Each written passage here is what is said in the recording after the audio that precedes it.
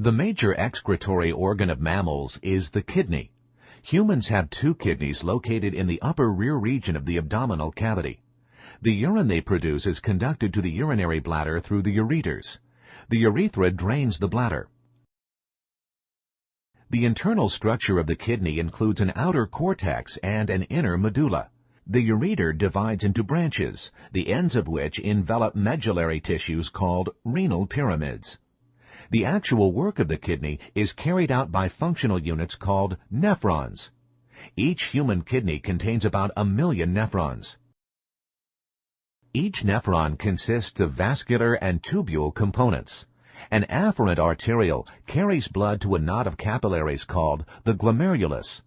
Draining each glomerulus is an efferent arteriole that gives rise to the peritubular capillaries, most of which surround the cortical portions of the nephron tubules.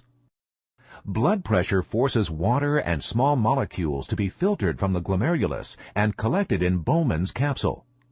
The initial segment of a renal tubule is called the proximal convoluted tubule.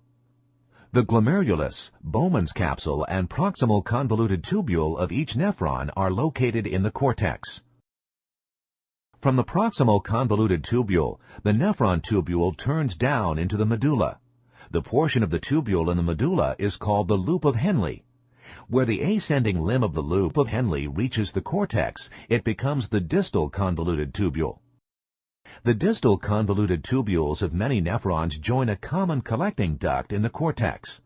The collecting ducts then run in parallel with the loops of Henle down through the medulla and empty into the ureter at the tips of the renal pyramids.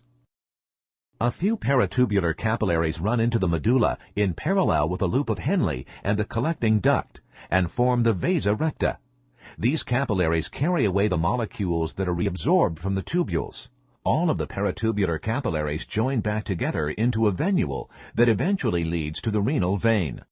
Nephrons regulate the composition of blood and urine by a combination of filtration, secretion, and reabsorption. Viewed schematically, we will see how these processes are facilitated by the regular arrangement of segments of the nephron. The proximal convoluted tubule is responsible for most of the reabsorption of water and solutes from the glomerular filtrate. The cells of this section of the nephron actively transport sodium ions and other solutes, such as glucose and amino acids, out of the tubule fluid. The active transport of solutes out of the proximal convoluted tubule into the tissue fluid causes water to flow by diffusion. The water and solutes moved into the tissue fluid are taken up by the peritubular capillaries and returned to the venous blood, leaving the kidney.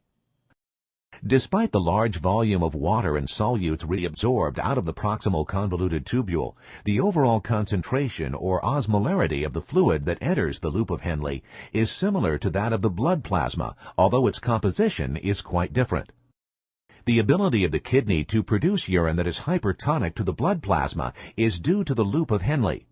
The loop of Henle does not concentrate the urine directly. Rather, it functions as a countercurrent multiplier, creating a concentration gradient in the surrounding medulla. To understand the countercurrent multiplier mechanism, it's easiest to move backward through the tubule, starting with the thick ascending limb. The thick ascending limb actively transports sodium ions from the tubule fluid and moves it into the surrounding tissue fluid. Chloride ions follow passively. The thick ascending limb is not permeable to water, so the reabsorption of sodium and chloride ions out of this part of the tubule is not followed by the outward diffusion of water. This reabsorption of sodium and chloride ions raises the concentration of solutes in the surrounding tissue fluid. The descending limb, in contrast, is permeable to water, but not very permeable to sodium and chloride ions. Since the surrounding fluid has been made more concentrated, water leaves the tubule by osmosis. As a result, the fluid in the descending limb becomes more concentrated as it flows toward the bottom of the medulla. The thin ascending limb is not permeable to water. It is, however, permeable to sodium and chloride ions. Since the tubule fluid is more concentrated than the surrounding tissue, sodium and chloride ions diffuse out. The thick ascending limb continues to move sodium and chloride ions to the medulla by active transport. As a result of this process, the tubule fluid reaching the distal convoluted tubule is less concentrated than the blood plasma, and the solutes that have been left behind in the renal medulla have created a concentration gradient in the surrounding tissue fluid. Since the fluid entering the distal convoluted tubule is less concentrated than the surrounding cortex, the tubule loses water osmotically as it flows toward the collecting duct.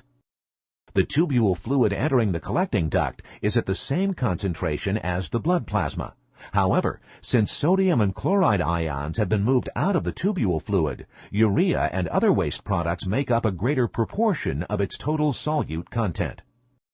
As the collecting duct descends from the cortex to the tip of the renal pyramid, the concentration gradient established by the loop of Henle increases.